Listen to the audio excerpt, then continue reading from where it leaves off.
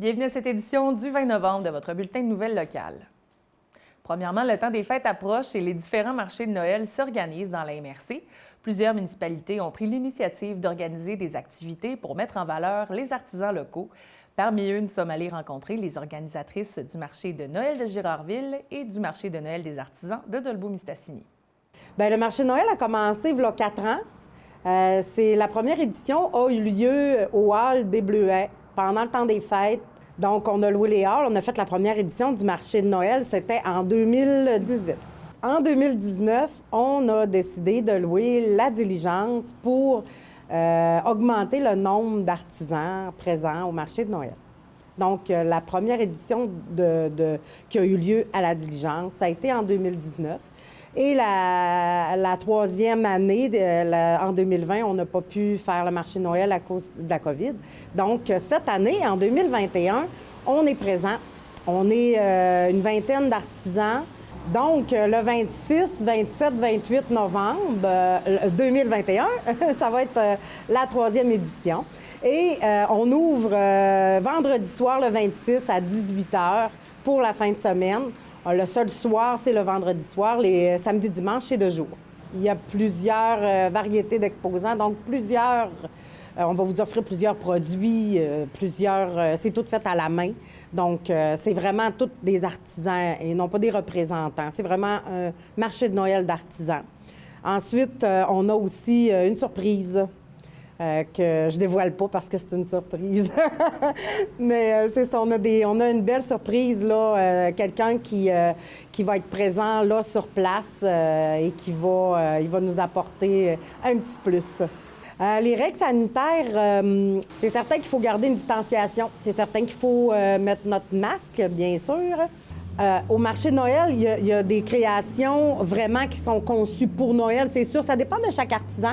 Il y a des artisans qui vont se dire, ben moi, pour Noël, je vais faire un petit produit, une petite création vraiment de Noël et qui vont l'offrir au marché de Noël pour faire un petit coucou à Noël. Sauf que ces artisans-là sont pour la plupart des artisans qui fabriquent à l'année. Donc, les produits sont offerts aussi à l'année, là, soit par l'artisan, soit par un distributeur. On n'a pas d'événement Facebook, on a une page Facebook qui s'appelle Marché de Noël des artisans de Dolbeau-Mistassini. Si les gens veulent plus de détails, on a à chaque jour, depuis le 2 novembre, les artisans ont eu une publicité sur la page Facebook. Donc, la page Facebook, ça s'appelle Marché de Noël des artisans de Dolbeau-Mistassini. Et à chaque jour, on poste qui va être au marché de Noël. Donc, vous pouvez voir quel artisan va être là et un peu les confections, là, les créations de ces artisans-là. Je vous souhaite la bienvenue. Bienvenue à tout le monde. Bienvenue à tous. Venez encourager nos artisans. Venez encourager l'économie locale. Nous, on fait ça pour animer, pour mettre de la vie dans notre municipalité, dans nos municipalités. Donc, bienvenue à tous.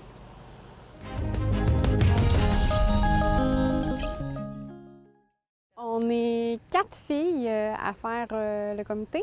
Il y a Erika qui vient de parler. Il y a Émilie Martel et Stéphanie Lemieux qui fait partie aussi du comité. On est 4 filles à s'occuper de ça. On a Jeannette Paré aussi du comité culturel de la municipalité qui gère tout ça.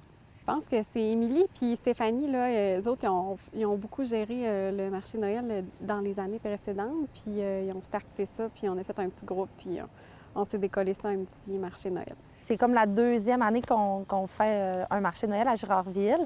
Nous, on voulait regrouper vraiment les artisans de la place surtout, les artisans et commerçants un petit peu de la place, mais aussi les faire voir sur une plus grande place, là, dans le fond, là, donner une place aux artisans, surtout dans le temps de Noël, on a des cadeaux à faire et tout. Là, fait que c'est pour ça qu'on a opté pour une formule comme ça, là, comme marché de Noël. Là. Le samedi 20 novembre prochain, dans le fond, en fin de semaine qui arrive. Puis de 10 h le matin à 18 h 30 le soir, là, on va être ici en haut de l'aréna à Girardville. On a environ entre 20 et 25 artisans là, à date. Là. Il y en a encore quelques-uns qui peuvent s'ajouter d'ici là, mais en gros, là, 20 à 25 artisans là, qui vont être présents en fin de semaine.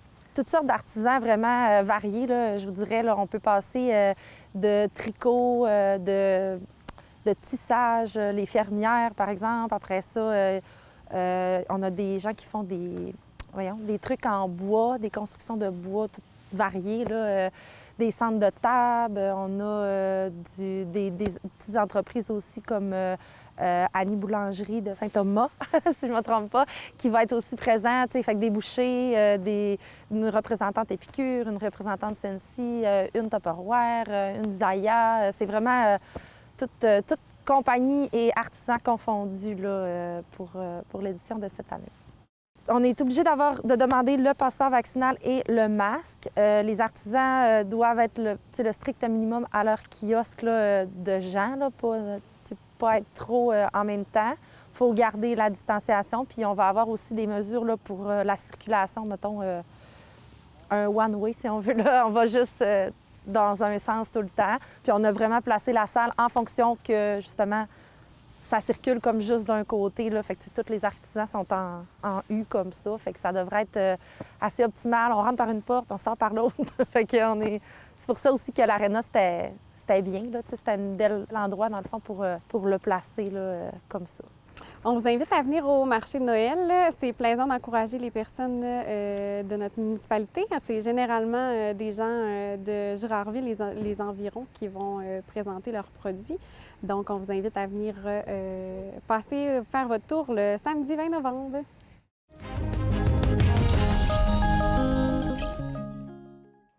La Société d'histoire et de généalogie Maria-Chapdelaine prend part à la Semaine nationale de la généalogie. Du 20 au 27 novembre, différentes activités auront lieu en ligne, des formations seront offertes et un projet d'aide à la recherche sur nos ancêtres américains seront entre autres disponibles via le site Web de la Société et celui de la Fédération québécoise des sociétés de généalogie. Voici plus de détails avec Mme Lucette Tremblay, présidente du comité de généalogie. Le comité de généalogie, c'est un comité de bénévoles à l'intérieur de la Société d'histoire. On est 8 membres maintenant et notre travail et notre passion, c'est de faire connaître la généalogie et d'aider les gens aussi à faire la généalogie de leur famille, autant au niveau ancestral que de descendance. Par contre, en temps normal, on fait des ateliers. Le mardi après-midi, on avait des ateliers ouverts aux membres. Par contre, pendant la pandémie, puis maintenant encore, les membres ont la possibilité de demander de l'aide. Alors, ils doivent téléphoner ici à la Société et Frédéric nous relaie les demandes et autant que faire se peut, on le fait soit par télétravail ou encore, de temps en temps, on peut venir, tout en respectant les règles, bien sûr, on peut venir aider quelqu'un à débloquer son travail. Du 20 au 27 novembre, c'est une semaine spéciale pour vous. En fait, c'est une semaine spéciale pour tous les membres de la Fédération québécoise des sociétés de généalogie. C'est ça. C'est quoi cette semaine-là? C'est la semaine, à tous les ans, il y a une semaine de généalogie qui se tient environ en troisième semaine de novembre environ. Donc, cette année, c'est du 20 au 27 novembre et toujours, il y a un thème particulier. Puis le but, c'est justement de faire connaître ou de diffuser des éléments puis des informations, puis voir un petit peu des bouts d'histoire à l'intérieur de la généalogie, parce qu'il ne faut pas oublier que quand tu fais une généalogie, tu fais aussi un peu l'histoire de la famille. J'en ai un exemple tantôt, là. Puis le thème cette année, c'est à la recherche de nos ancêtres américains. Fait que cette semaine-là, c'est la semaine prochaine. Nous, ici, ce qu'on a demandé aux gens, c'est qu'on a utilisé le site de la Société, le site Internet de la Société, par Facebook. C'est facile d'accès et c'est facile aussi de mettre des choses. Alors, on a demandé aux gens, justement, de faire un petit texte avec une petite photo. Et ils envoient ça à Frédéric. Ils viennent les porter. Puis ils communiquent avec Frédéric ici pour mettre ça sur le site. Sur le site, il y a toujours moyen aussi de mettre des commentaires. disons, à la suite du document que Mme Labrec va avoir publié, bien, les gens peuvent lui poser des questions puis compléter leurs informations avec leur famille. Par contre, les gens ne sont pas obligés de faire un texte très complet. On en a un ici, là, Frédéric vient de me donner. C'est quelque chose d'une personne du groupe, qui est Mme Huguette Labrec, qui est une généalogiste agréée, mais qui est très productive. Alors, elle a montré la photo de mariage de personnes, puis elle a écrit un petit peu leur parcours. On espère bien que les gens du public nous envoient des belles histoires. Ça peut être des petites histoires, ça peut être des petites informations, mais tout au cours de la semaine, puis si on en a trop, on débordera sur l'autre semaine. Fait que c'est la semaine de généalogie la semaine prochaine.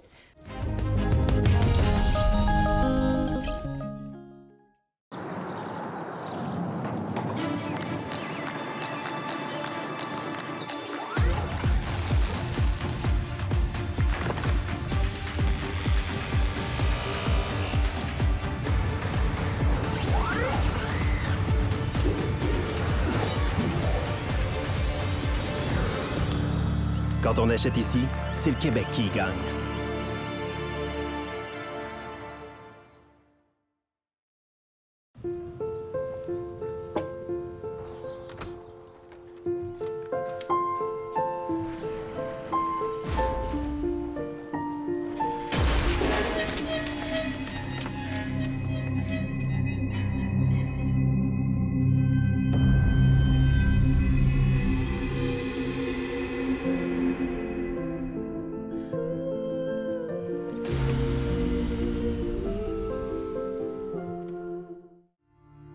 Quand tu dis à ta blonde, change-toi tes habits en guidoune. Change ton mot de passe que je vois tes messages. Vas-tu finir par changer d'idée maudite bokeh? Change d'air quand tu me parles. Faut que tu changes d'amis. Je te conseille de changer de ton. Ben, c'est pas à elle de changer. C'est à toi. La violence faite aux femmes, ça s'arrête maintenant.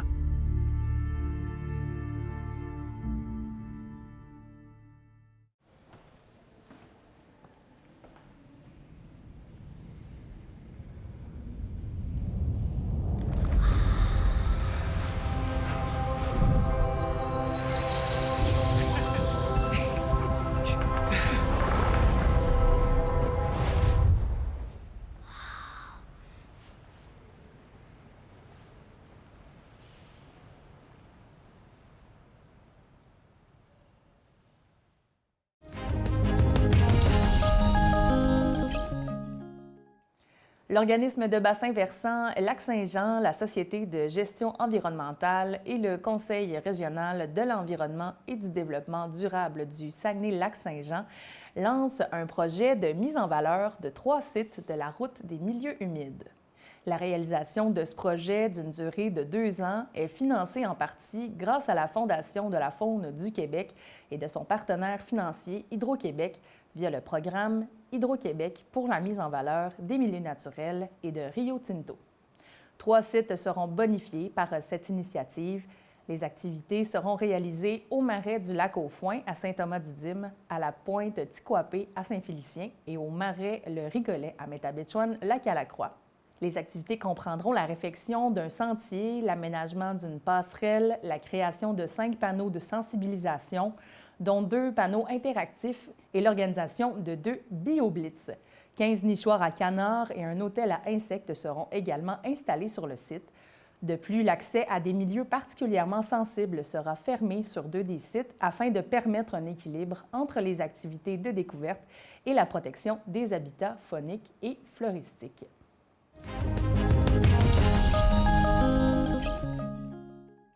Le gouvernement du Québec a remis près de 430 000 $ à différents projets du nord du Lac-Saint-Jean. C'est grâce au Fonds d'initiative nordique que ces sommes ont été allouées. Nous avons profité de la présence en studio de la députée de Roberval, Mme Nancy Guillemette, pour en savoir plus sur les 5 projets retenus dans notre MRC. En fait, c'est 433 000 pour 5 projets au niveau du développement du plan nordique. Donc, Notre-Dame-de-Lorette a eu 200 000 pour développer des logements communautaires dans l'ancienne école et 127 000 pour développer une station d'essence ainsi qu'une borne de recharge électrique. 150 000 à Saint-Stanislas pour un mur d'escalade en bloc, qui disent. C'est plus au niveau urbain. Et on a également 75 000 à la ZEC des Passes pour 5 chalets rustiques et 10 500 pour l'entreprise Labrador, des huiles naturelles là, et des choses du genre. Et ça, c'est vraiment pour le développement du plan Nord. Donc, c'est au niveau touristique et on veut une plus-value, on veut que les gens développent, que les gens viennent une journée de plus chez nous. Donc, c'est dans cet esprit-là que ces sommes d'argent-là ont été dédiées aux communautés qui sont plus vers le 49e parallèle. Les projets se doivent d'être déposés par des municipalités. Quand c'est une entreprise, elle se doit d'être tout de même, là, avoir l'aval de sa municipalité.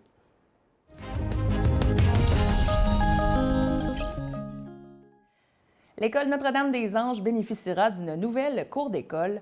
Le Centre de services scolaires du Pays des Bleuets a procédé à la conception de plans et devis pour en faire la réfection d'ici la rentrée scolaire 2022. L'installation d'espaces de jeu, l'aménagement d'espaces verts et la réfection du sol sont prévus. Les montants dépensés ne sont pas précisés pour l'instant puisqu'ils dépendent des divers appels d'offres et de l'évolution du projet.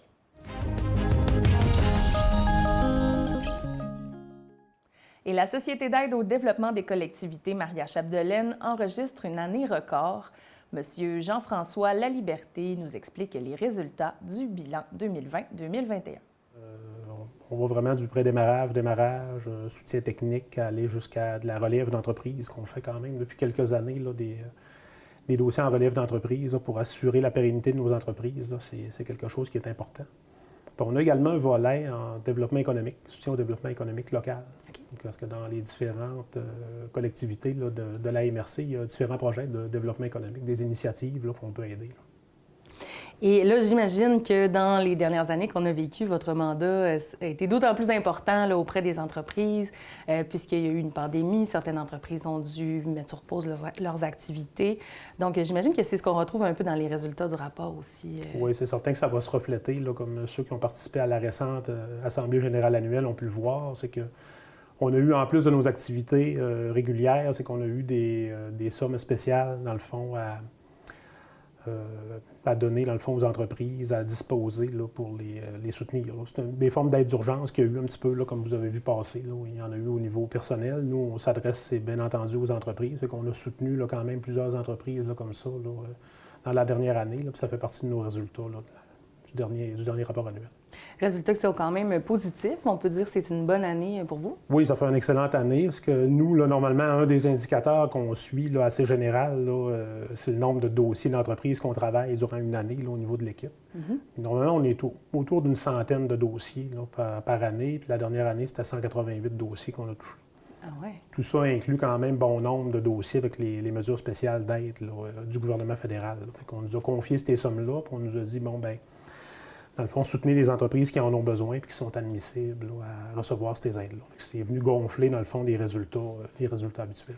Donc, vous n'avez pas chômé. J'imagine que ça a dû paraître sur la charge de travail pas mal. Oui, ça a été complètement inhabituel. Puis on a fait ça en télétravail. Hein. On a dû s'adapter comme tout le monde à partir du mois de mars 2020. Là. C'est sûr que l'équipe s'est mise en mode télétravail. Puis on a eu tout ça, dans le fond, à traiter.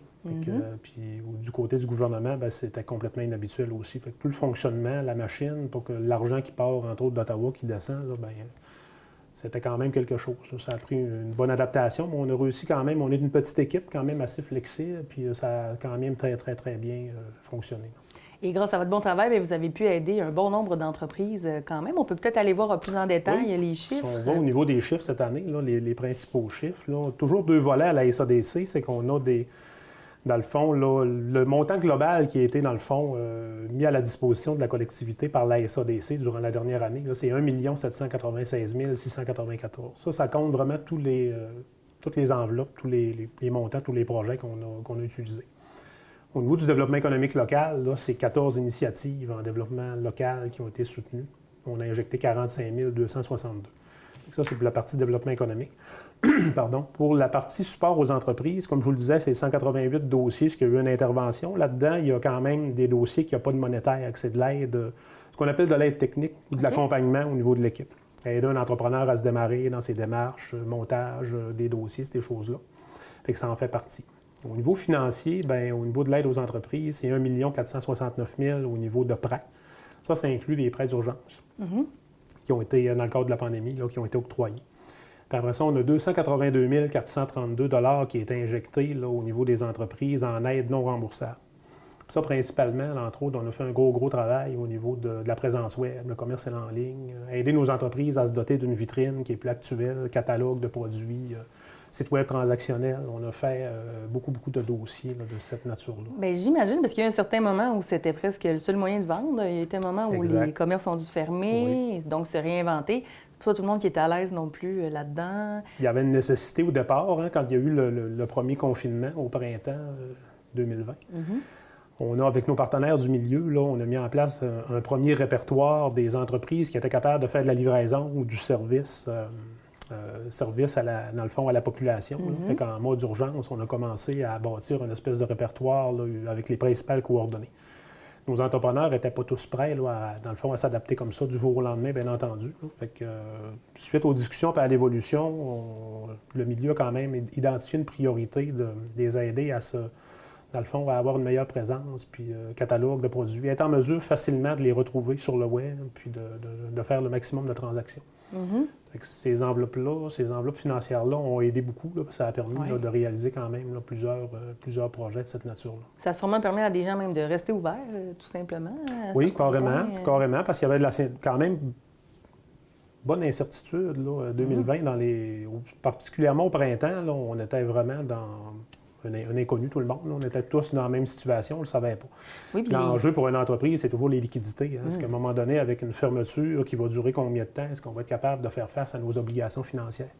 Fait que nous, dans nos portefeuilles de prêts aussi, ce qu'on a fait, c'est qu'on a autorisé des moratoires, là, des arrêts de paiement pour maintenir le plus possible de liquidités. Puis, on a fait tout ce qui était requis, puis après ça, la situation, je pense qu'elle a quand même évolué positivement pour eux autres. Oui, puis pour mettre les gens en contexte aussi, ce rapport-là qu'on regarde aujourd'hui, c'était de mars 2020, fin mars. Oui, c'est avril. Dans le fond, notre période financière, nous, c'est toujours 1er avril au 31 mars. Fait que c'est vraiment les activités d'avril 2020 jusqu'au 31 mars 2021. Fait que ça a été le gros, le pic. Là, ça a été vraiment là, quand même le gros de la pandémie là, qui a été couvert là, par cette période-là. Donc, vos services ont vraiment été plus que jamais utiles à ce moment-là. Oui, c'était pertinent. Et j'imagine aussi que dans ce contexte-là, il y a des nouvelles entreprises qui se sont créées, des nouveaux besoins qui sont arrivés. Peut-être ça a donné aussi, cette pause-là a donné le goût à des gens de se lancer en affaires. Oui, puis ça a repris. Là, disons qu'au printemps, il y en a plusieurs que, devant l'incertitude, ils ont mis un petit peu là, sur pause les projets. Mais assez rapidement, à l'automne 2020, quand même, les gens ont continué à avoir des projets. Là, les gens savaient que la vie allait continuer, qu'il y avait une adaptation. Puis, fait que les gens se sont mis quand même à revenir pour nos aides, nos activités plus régulières là, au niveau du milieu. Soutien souvent, c'est de l'acquisition d'entreprise, mais carrément du démarrage aussi. Là. Les gens ont des projets. Il y a une relève intéressante aussi dans le milieu qui prend sa place au fil des ans. Là. Puis, on a quand même une qualité d'entrepreneur là, qui est intéressante. Là. Fait que c'est vraiment agréable de travailler avec ces gens-là. Oui, mais je pense aussi qu'avec le télétravail, ça a peut-être ramené des gens en région qui peut-être travaillaient en ville, mais qui finalement, je peux travailler à distance. Je pense qu'on le voit un peu dans toutes les régions, un petit peu plus éloignées des centres urbains. Là. Effectivement, il y a un phénomène, là, je pense que mes collègues ailleurs au Québec voient également. Pas de données précises là, pour le quantifier, mais on le voit au niveau des logements, je pense, puis de l'immobilier, que il y a de l'attrait pour ça. Là, puis, c'est un plus, parce que moi, je me rappelle des débuts d'Internet dans le milieu, 94, 95. On était plein d'espoir avec Internet pour les régions. On disait, là, ça va délocaliser, ça va permettre aux gens de travailler à distance.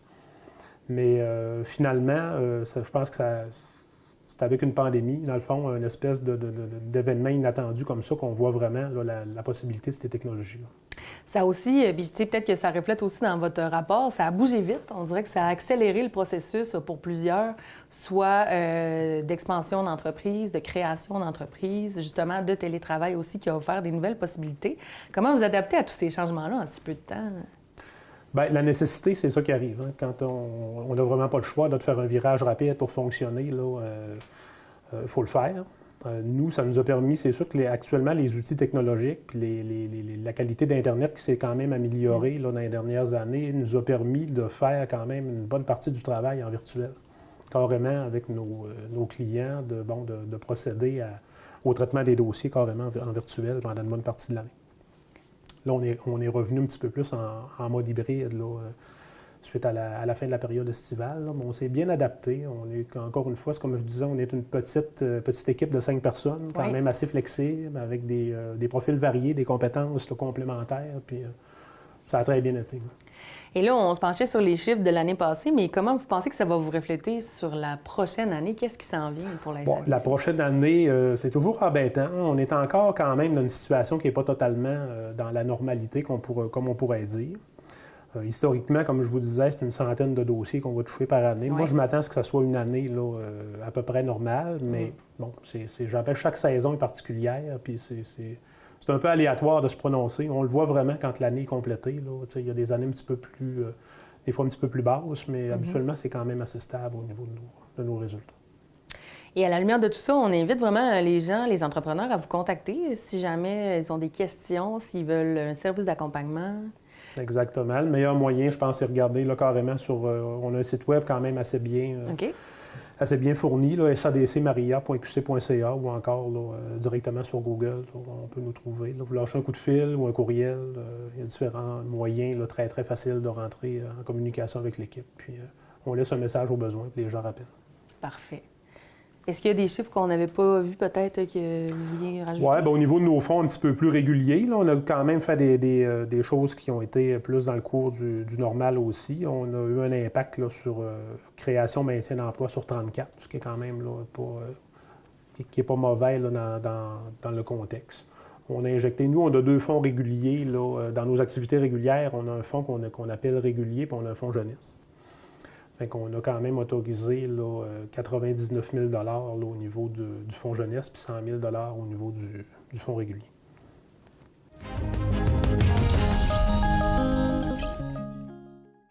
C'est tout pour cette semaine. Pour plus d'informations locales, abonnez-vous à notre page Facebook.